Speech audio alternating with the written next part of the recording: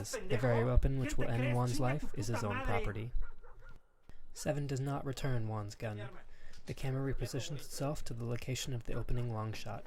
7 chases Juan up the house's patio stairs, and a shot rings out. The 2 criminals flee. A very odd thing happens next, a shot which is unlike Regadas's familiar style. We cut to a view from the floor of the patio, tilted, which is clearly Juan's perspective. The refracted lens shows us some trees in the distance. This point of view shot demonstrates that Juan really was shot, is immobile, and we hear Yarrow's voice in the distance calling out for Don Juan.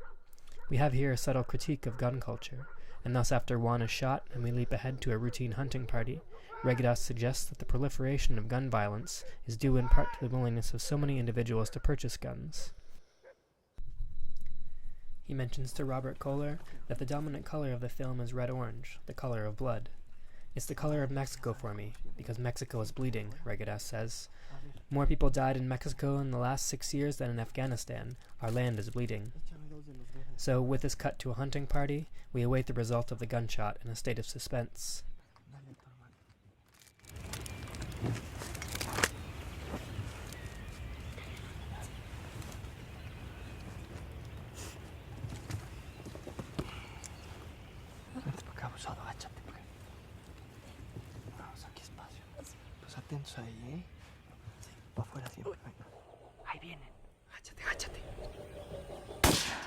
Yet Juan survives for one last episode, for one last speech from his deathbed. But the deathbed is a frequently misused place in cinema. Its cliches overwhelm. Regadas knows these melodramatic tropes well. Thus when Juan delivers his final speech, it is not accomplished with a convincing air. Castro is in fact a non-professional actor. Due to Castro's inability to deliver an authentic speech, a tearful moment for the spectator is denied, and instead, Regadas poses the question of just what we are weeping about when a fictional character dies. It is not a man who dies, but his character. To add to the attempt to distance the spectator from heightened emotions based on character identification, Regadas cuts the scene away from Juan, turns to the bedroom window as a conversation ensues between Juan and Natalia.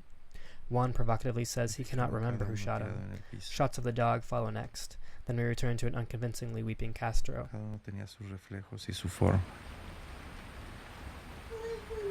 Los distingue uno por uno.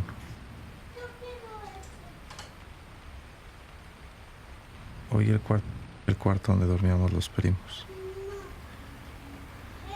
Cómo resonaba todo. Just as the representation of death is falsified, Regadas, by casting non-professionals and allowing them to test their acting abilities with long takes, it additionally points to the unrepresentable state of an individual's decline into death. We learn about Juan's passing from Eleazar. The little boy and his sister are not yet of an age to understand death and dying.